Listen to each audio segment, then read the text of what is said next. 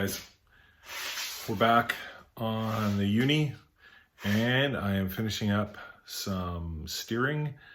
And so in the last episode on the Uni, I put the steering column in, which is in there, but it wasn't attached to the steering underneath the truck yet.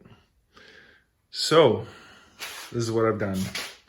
I've actually chopped that piece that I had on the end of this old steering shaft right up there, taking that off. And I have put it right on here. So I've tacked it on right now. I lined it up. I actually had this inside the truck. I lined it up with the column that was inside there. I've even made a mark right over there where this lines up with the steering shaft over there, so that my steering wheel can stay straight and hopefully not have to move anywhere. I don't like a crooked steering wheel. I suppose this is splined. I can pull it off, but I don't want to if I don't have to. So that's what I'm going to do. I need to pull the column out now. And I've marked on that side where it needs to go, and I'll tack it on and see how it looks. Steering column's out, and I got this piece. So my line is right over there. You can see it. So if I bring this one over, it's got to line up right there. It can come out a little bit, but it cannot go further than this line that I have, because the steering shaft underneath the truck only has so much room, but I want that crumple zone space because I don't want that steering wheel shoving into my gut if all of a sudden you hit something. So, and that's what it's made for, that whole crumple zone. So that's what I want to keep on this. And so I will tack this on right in about this location, and we'll see what happens. And there you have it. It is attached and it is painted, so that hopefully it won't rust anymore. So it is ready to go back into the truck. Now this will be another fitment, obviously. Well, I have to put the shifter cable, get that all attached. So I need to put some of the stuff from the shifter cable onto here, onto this shaft right here, and then attach it to the firewall so that the whole thing can shift. And then the column will be basically done. I got to put on the rubber grommet on here and attach it to the firewall, and I should be good. Well, one thing I didn't think of are these holes. I should have put this on before I welded on the steering shaft. Oops. So this won't go over that fitting down there. So this really isn't going to work for me very well. And it's probably a good thing that I'm not using it. I'll get some light here. So what I need to do is put the shifting mechanism right over this shaft over here. Now, in order to do that, I'm going to cut this back a little bit. And this is too wide now for this piece. I'm going to make something else up to cover that hole. I have some rubber, and it'll go over top of that hole. I'll cut a slit in it, maybe make a metal piece first off that goes on there, and then with the rubber around it, just to keep it as a, just so it doesn't get any fumes or anything inside the cab. Yeah, I'm going to mark the steering shaft, cut it off, and then I need to attach the the shifter mechanism from the old column. So this piece. So I've got to figure out where this is going to be my center. And I think I'm just going to cut this hole a little bigger and put it onto that shaft so that it's centered, so that I have this at the right length. Because I think this length here is going to be critical to lining this up so that it shifts properly. Because this swing, whichever way this thing swings, is going to be affected if I don't get this straight or centered. So that's what I'm going to do. And once I have this on, then I can take this and put this on the firewall. Now I don't need to use this whole bracket. I could actually cut it off right about here. I can use this piece and triangulate it, put it on the firewall just so that it clips in at the length when it's in park. I'll make sure both are in park. And with whatever that length is, that's where I'll put this on. And that should put it in the place that it needs to be. I'll just tack it on here. Make sure that it's a good tack, and go through the shifter and see if that it lines up with everything. If I need to move it a little bit, I can easily undo the tack and move it a little bit. But I think that's all I need to do here. It should work. So let's get that done.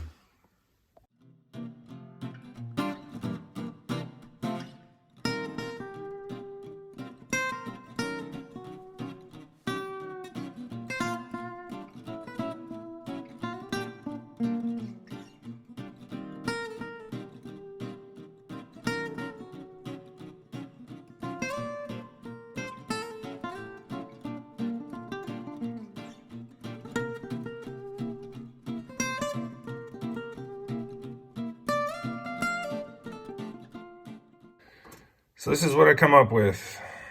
I just tacked this on, and this is the shifter. I took out a few inches right in between there because I don't have a whole lot of room. Unfortunately, the bracket that I made to hold the steering on is a little bit out in my way. Might have to change that, I don't know. But this is what I'm thinking. This has got to face this. This piece has got to face up towards the steering column, and this is my center. That has to line up, which does. So I get my geometry right. Then I'm thinking that this will go right in place here.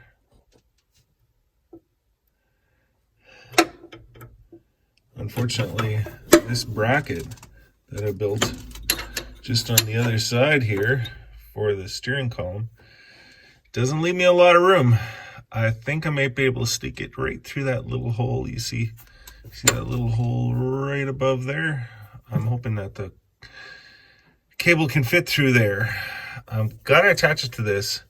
Now I'm thinking, because this is lined up with this hole, why couldn't it be this way? That will give me a little more room. It just snaps on from the back. It doesn't really matter. I could put it on like this as well. And that way, that gives me a little more room to maneuver it, and I can get a little closer to the firewall. So I will try that. But the cable for the shifter, I am going to bring, there's this line right here. And that is where the inner fender attaches to, which I got to put in yet. Now, what I'm thinking of doing is bringing the cable right through this spot. And what I can do is bend this portion in when the cable is through. That gives some relief so it doesn't just kink it right here. And bring it up and across and right under this bracket here for the shifter linkage. And I think it'll fit. I think it'll do it. And then I can put the other side of the bracket right on the firewall, right over here. It's kind of hard to see. Stupid wires in the way. Right on the firewall, right over here. Put my bracket wherever it needs to be and put it on solid here so it clicks in, and then it'll be able to shift. So next is I'm going to drill this hole. I've already got my bit on my drill, and I am just going to blindly cut a hole and hope that it works. But this is at a bit of an angle here, so when the cord comes through here, or the cable comes through here, by bending this a little bit, it almost makes it a straight shot there. So I like this spot right here, and so that's where I'm going to put it. So I'll bring you back when I have that done.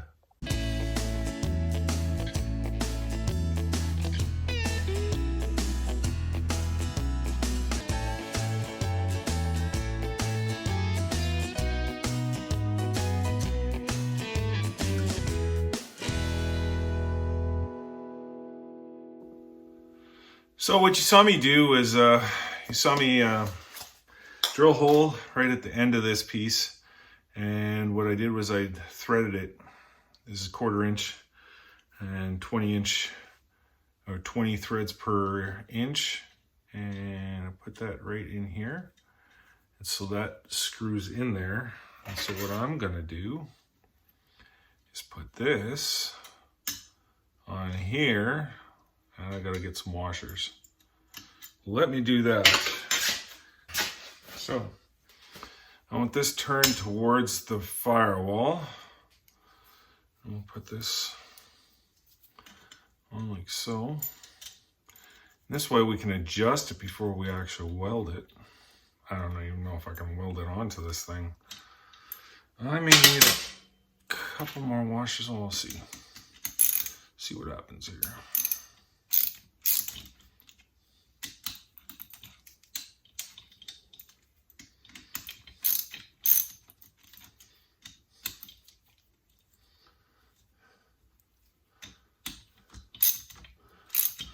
Should be tight enough.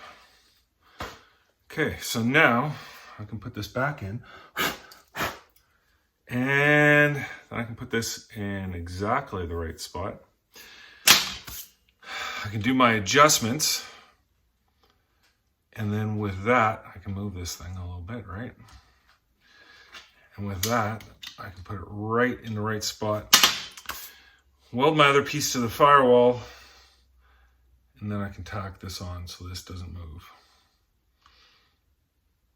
As long as I can weld to this. I tried welding actually onto this, like I cut these ears off. It was in a previous video. And I was trying to weld something onto here, on this side, I think. And it didn't work. I couldn't, maybe my 110 welder doesn't have enough to get through this. It melts this stuff, no problem. Like, no problem at all. I do have it on the highest heat setting, but I don't have a 220 welder. I have a TIG though. So I might have to come in here and TIG weld this.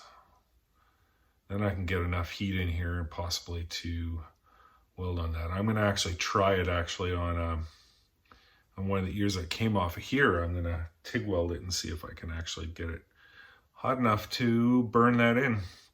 If that works, I'll burn this in, and then it's not gonna move. And then this thing will shift, just like so.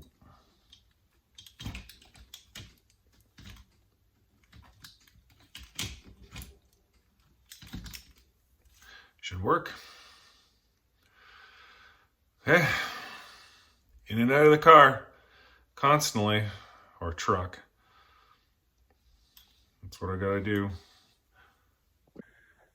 So as you can see, I burnt that bracket on, and it is not coming off.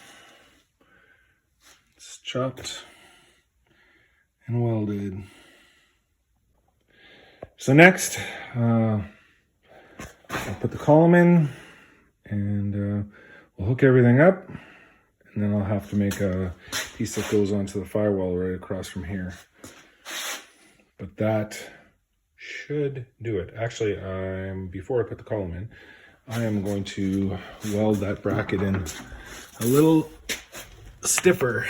Let's see, I've got a light here.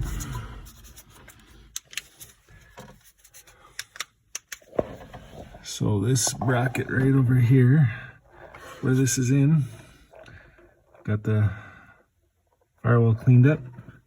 I'm just gonna zap that in so that doesn't move any further.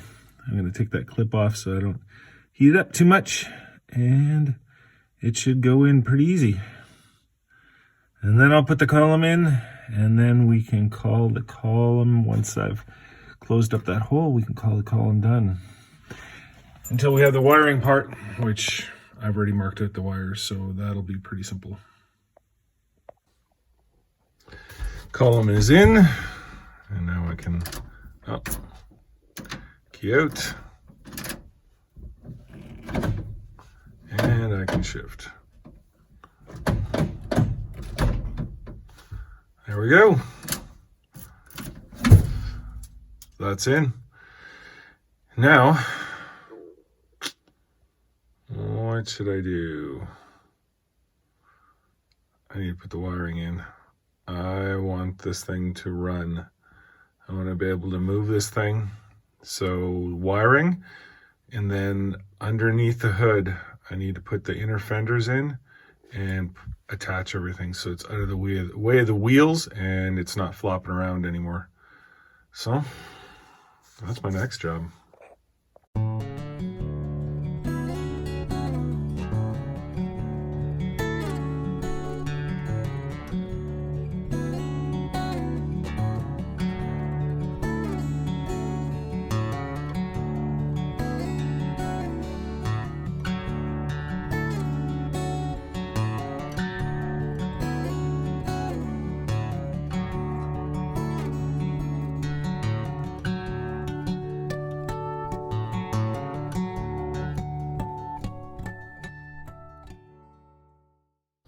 So that's all I'm doing today.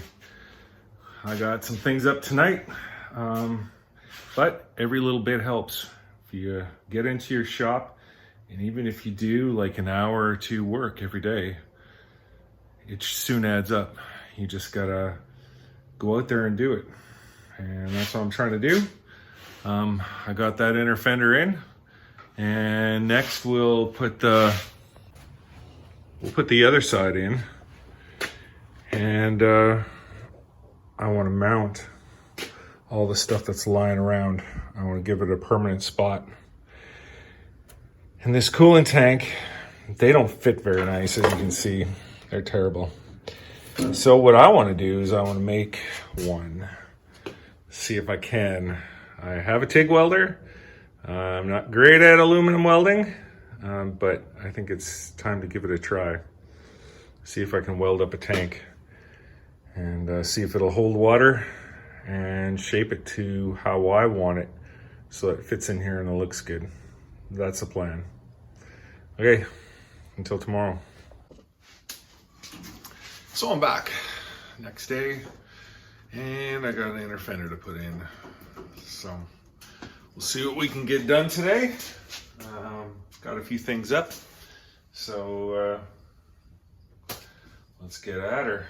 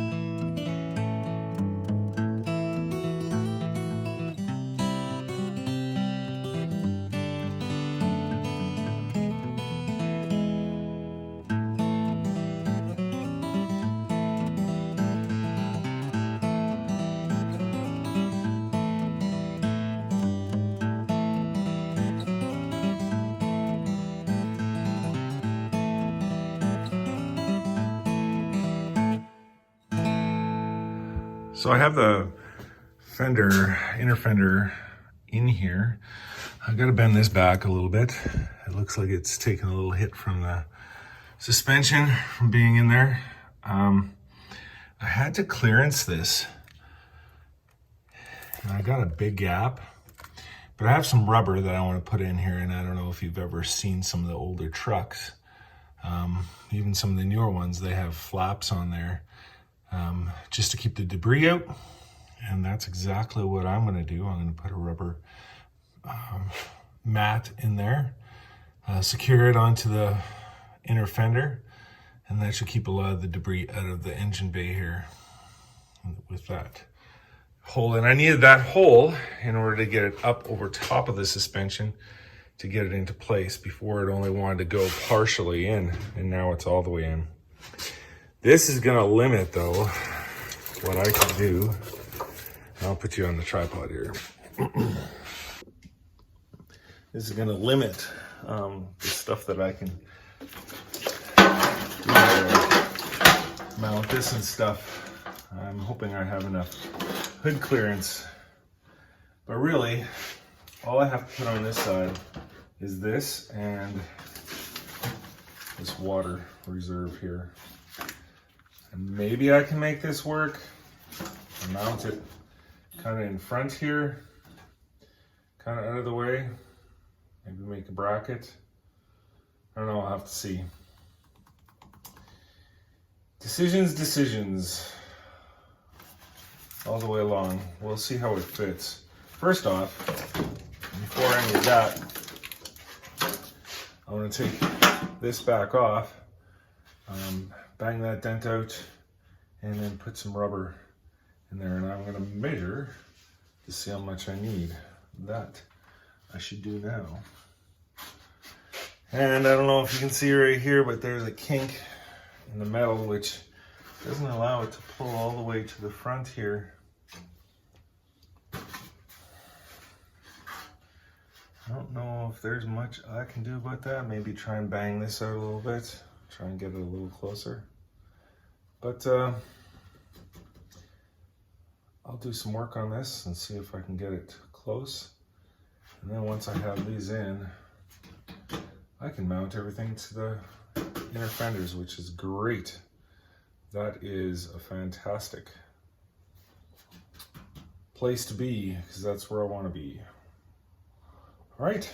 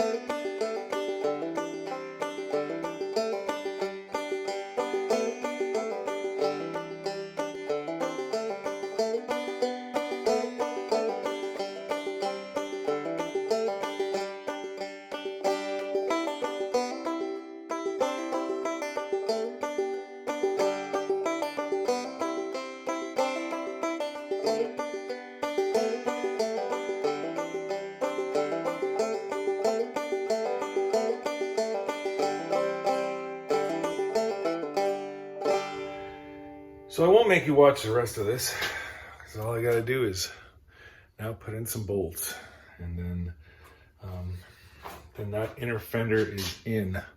I'll show you a little bit here on how the rubber works. And I don't know if you can see it there, but it fits over top of the suspension. It's gonna be pliable, so the suspension can move up and down. And the rubber won't allow all the debris into the engine bay. So that's the whole idea behind that. And then I got my inner fender in. But that's all for this one. I think I'm gonna leave it there for for this video. Next, I'm going to come back and I'm going to put all the stuff onto the fender wells, and then I want to empty the tank and do up my wiring.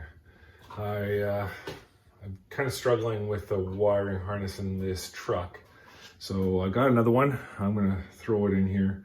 I'm gonna actually narrow it down to the light wiring harness rather than all the engine stuff. And I wanna throw that in here and hook that all up, and then this thing will work. Anyway, until next time, thanks a lot for watching. I really appreciate everybody that's watching, especially right to the end. It's sometimes they're a little boring. That's fine. If you don't want to watch the end, that's all good with me too. Thank you very much anyway for all my subscribers, and I hope you enjoy.